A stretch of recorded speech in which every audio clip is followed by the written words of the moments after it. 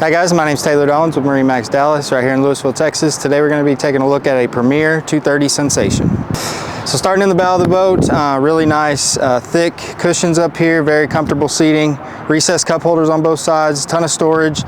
We did equip this boat with a Minn Kota 80-pound thrust riptide, so perfect out there while you're fishing. You'll have a big ski locker underneath you. And then you'll have a JL audio sound system, as well as a JL audio head unit here. 7-inch Simrad at the dash. All your switches will be over there. And then your throttle that'll go to your 200 horsepower Mercury. Nice L seating here, kind of gives a walkway to your fishing area in the back. So you have 2 fish seats. And then your live well station, it'll also have plenty of storage for tackle boxes and gear. So again guys, my name is Taylor Downs with MarineMax Dallas here in Lewisville. Thank you for watching. This was a Premier 230 Sensation.